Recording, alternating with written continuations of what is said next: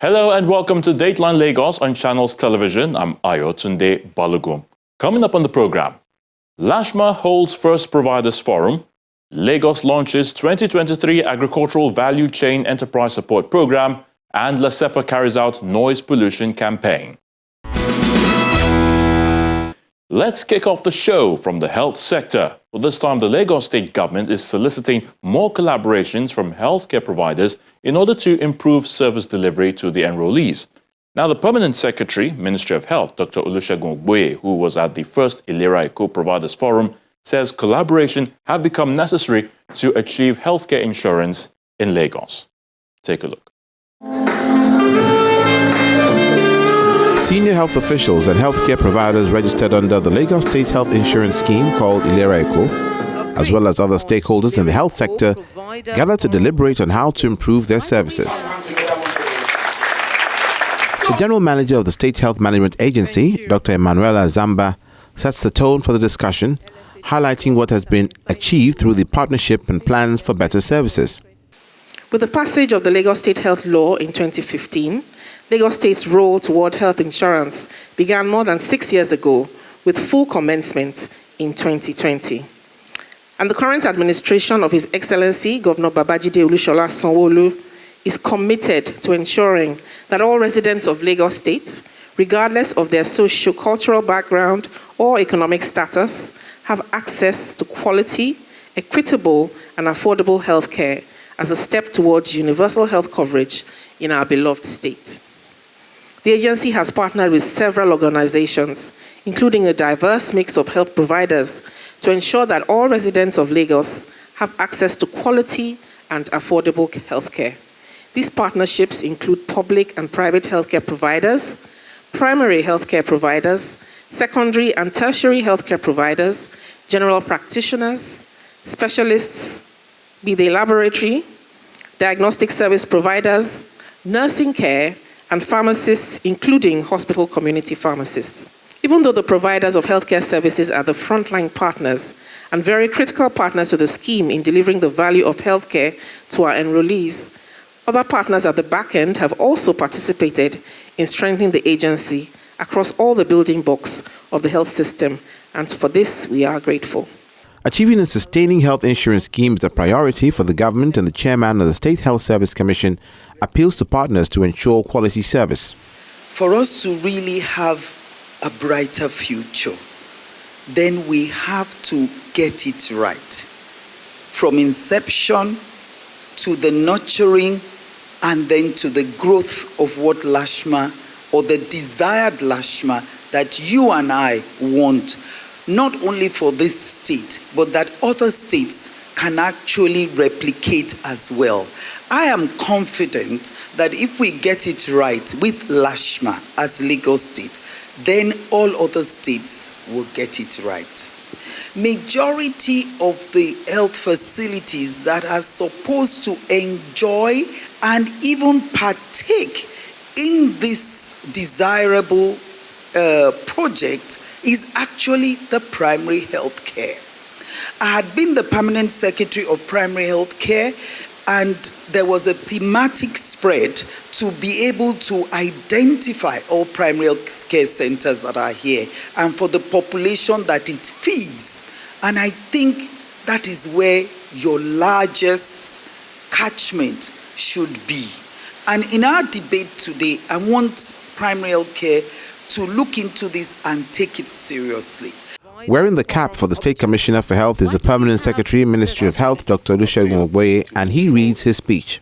Ilera Eko provides various healthcare services across different spectrums of care, and Lagosians have benefited immensely from this scheme in the areas of access to quality maternal and child health services, immunization, outpatient and inpatient treatment of medical cases, quality laboratory and diagnostic services, and surgical procedures.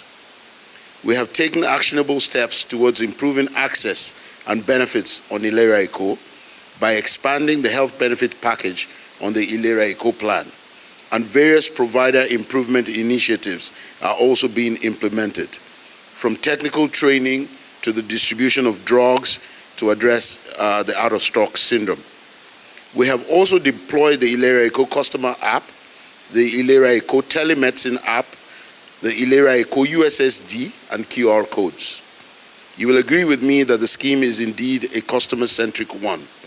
However, in spite of all that we have achieved, there is still a lot more to be done. Firstly, we must strengthen collaborations and partnerships with all stakeholders key to the healthcare delivery system in Lagos.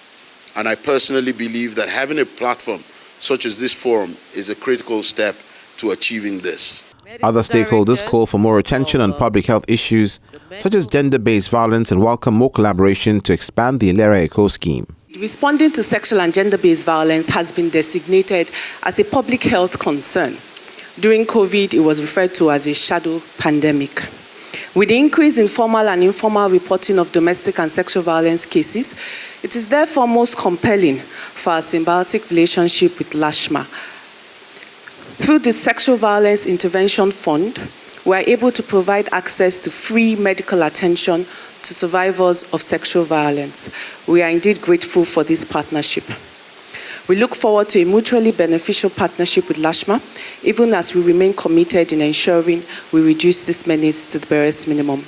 LASHMA says over 756,000 residents are currently registered under Ilera Eco and welcome more people on board. What we have is all-inclusive. We have public facilities, be they primary, secondary, or even tertiary. And we also have private providers, be they primary or secondary providers.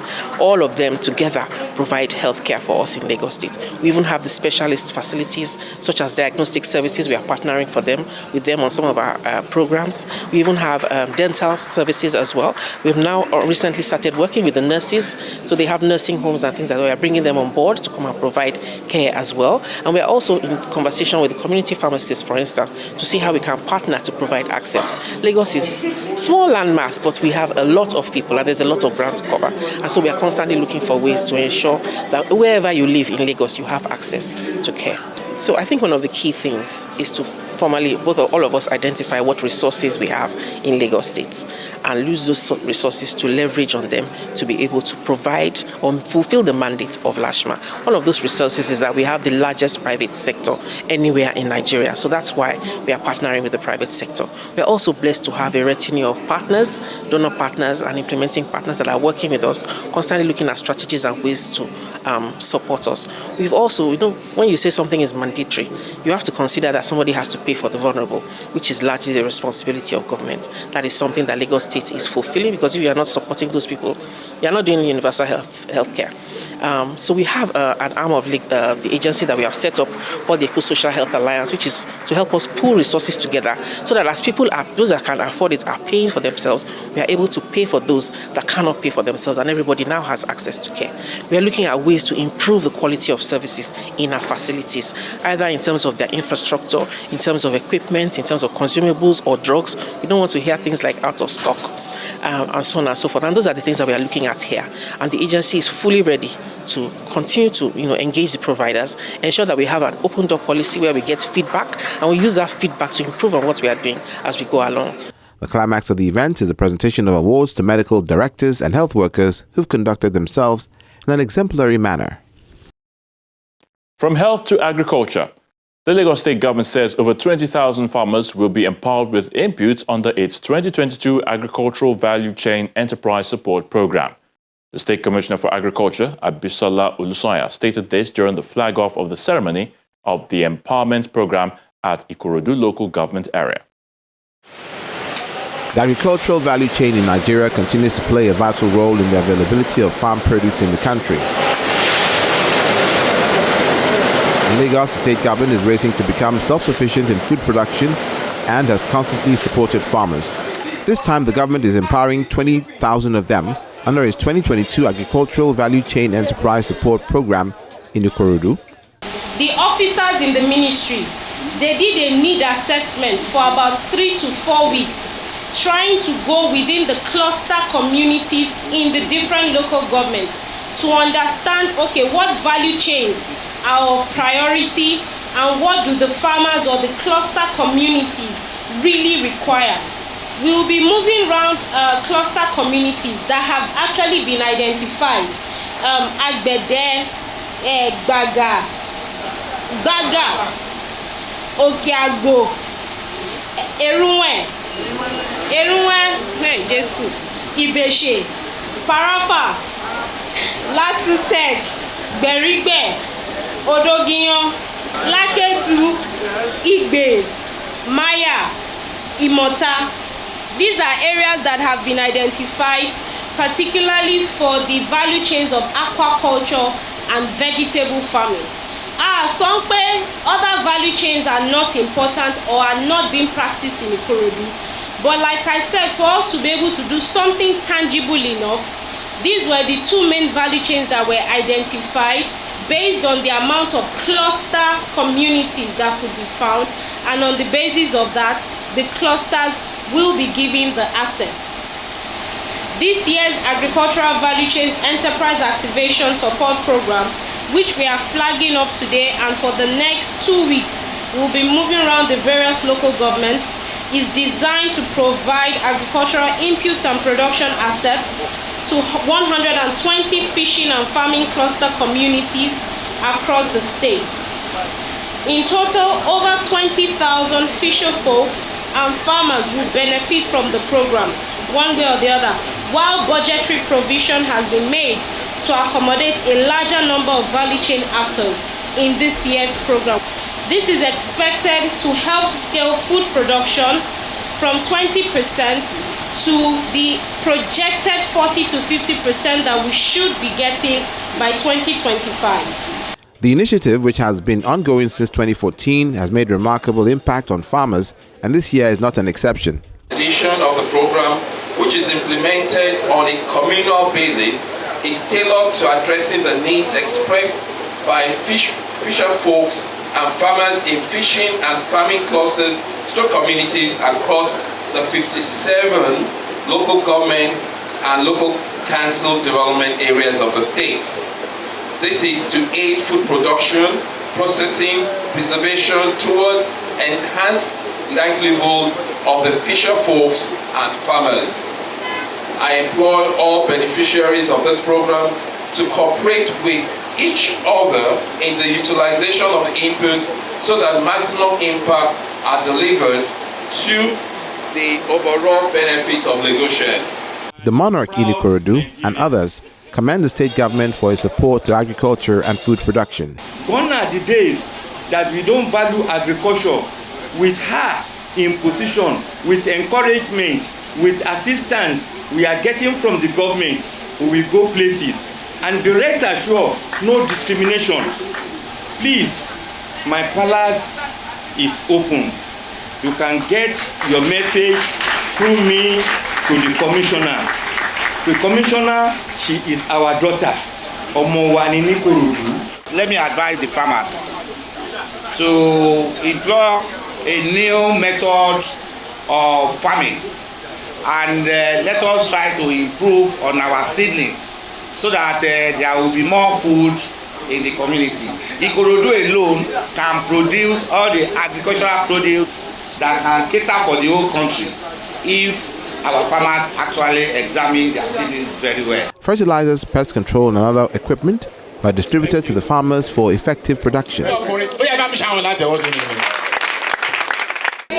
The smoking fish kiln that they've given to us is going to be very useful for us. It's going to take our business on another level. It's a way of adding business, adding value to our products, and that is where that's the direction to go. That's a good direction for us, and it will help the farmers a lot, because even as it is now, we are having this problem, but once they are giving us all these implementations, it will help us to boost our work and even the production of fish in the area. Initiatives such as this will go a long way towards achieving better farm yield that will make Lagos self-reliant. Finally on the program, the Lagos State Environmental Protection Agency says noise pollution is dangerous to health and can lead to air impairment. This was echoed at the 8th edition of the Noiseless Lagos campaign at the JJT Park in Alausa, Ikeja.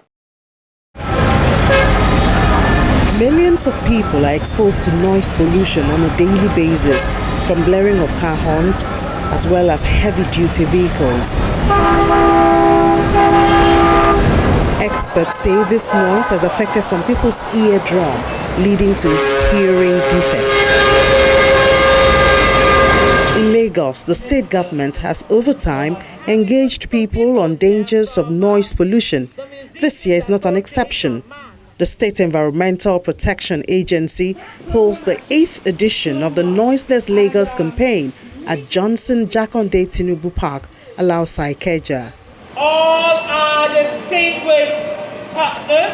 LASHMA, in collaboration with the Ministry of Health and Transportation, engages students, officials of the Federal Road Safety Corps, State Traffic Management Authority personnel, the NSCDC, and other concerned partners to enlighten them on the health risk of noise pollution. We all experience noise and the effects it has on us. Even at work, you find out that when there's a lot of noise, you're aggravated. Drivers on the road, when there's a lot of noise and honking, you see road rage. People, it's not psychological, it is scientific. Noise causes your body to release stress hormones. These stress hormones make you aggressive. It gives you adrenaline. You're hyper, and you can't help yourself. It's something that has very, very debilitating effects on people. If you want to try it out, just watch when you talk to people over the next few days. A lot of people have already lost hearing in one ear or very minimized hearing in one ear, but even they don't know it.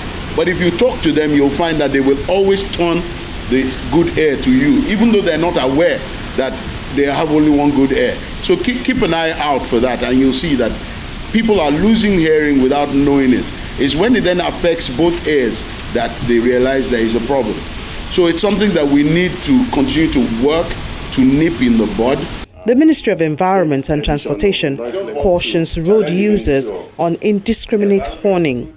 Exposure to noise can lead to annoyance, sleep disturbance, mood swing, restlessness, negative impact, and also have effect on the cardiovascular and metabolic system of man.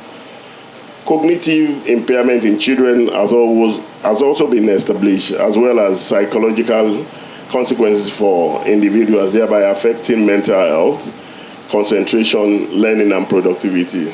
On our own part in Ministry of Transportation, we are collaborating with stakeholders in transport union to be able to tell them the usefulness of horn, because honking has side effect on all of us. Like I told you, when you go to Europe, and that is why I want to tell LASHMA and environment, we have to start gathering data on noise effects. How many lives as the noise pollution affected? What are those people? Who are those people? How many of them in hospital that noise effect has affected? We need to gather data so that we can mitigate against honking. According to the World Health Organization, noise above 65 decibel is regarded as noise pollution and becomes harmful when it exceeds 75 decibels. Government gives more statistics on the number of people that stand the risk of the menace. We know from data that about 2.5 billion people around the world by 2050 will suffer some degree of hearing loss. That means 1 out of every 3 persons that is around you by the year 2050 will suffer some degree of hearing loss, and hopefully that is not you.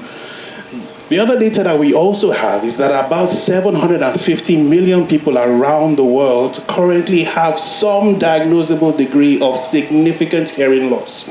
That means they need some kind of intervention. And for 750 million people, it means 1 out of every 10 persons that you meet has some level of hearing loss. So if you count 10 people around you, possibly there's someone there who needs some kind of medical intervention to be able to hear better.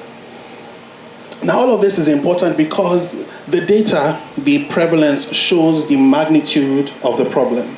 And we know that there are many different things that can cause hearing loss. We have explored things that can happen while a woman is pregnant. We know that there are things that can happen when a child is born. For example, children that have to go through jaundice, significant jaundice that can lead to, kernicterus and other high levels of bilirubin in the blood can also affect the child's hearing. We also know that there are certain drugs like gentamicin that we discourage children from taking because they can also cause hearing loss. The general manager of LASHMA says the agency has received over 4,000 complaints of noise pollution and is determined to curb the menace. We started as something that looked impossible and unachievable. But right now in Lagos, we can announce comfortably that most of our general hospitals are no horn zones. We have signboards in the secretariats, in some parts of the secretariats that are no horn zones. People are aware of noise pollution. That's the most important thing. People are aware that they can report noise pollution to LASHMA. And the biggest achievement is the impact measurement. This year alone, we've had over 4,200 complaints. Now when you know you can complain and there's resolution and there's law that backs enforcement, I would say we've done very well. So section 127 of Lagos State laws, subsection 19 says it is an offense to advertise by megaphone or amplifier your goods, your religious beliefs, your campaigns above a certain decibel in public spaces. It is also an offense, be it a religious home, be it a party center, be it even your home, to play music with amplifiers above a certain decibel. And these decibels are harmful to the ecosystem, not only human beings, even the animals and plants in the ecosystem. So people at the early stages of hearing loss, we're giving them earplugs. When they want to sleep, wear earplugs. When you're exposed to noise, be it your occupation or where you work or at home, wear earplugs. People that have hearing loss already, we have met someone here who actually needs hearing aids, and he was unaware. He just noticed that he had to constantly turn a side of his head to hear people talk to him. This is the test going on here with massive support from the Ministry of Health. Some residents present at the event get free ear test and hearing pod. From the test we have been able to do, we can see some few people have got impacted wax, or rather they have put foreign body into their ear, or they just have a little bit of wax that is not meant to be there, or let me say impacted too much for them.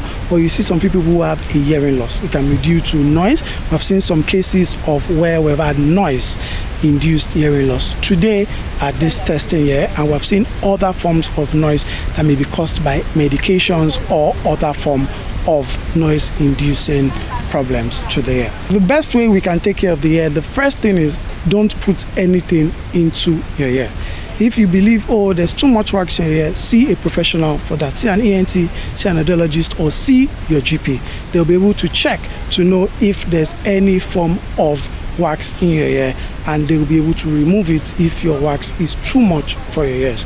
The next thing is for you to have regular, and regular I mean once or twice in a year, have a full audiological assessment. My advice to LASHMA is to do more of enlightenment. Many people out there in the state are not aware of these details that we have today. It's not the first time I'm hearing it from time to time, and they will be helping also to propagate it.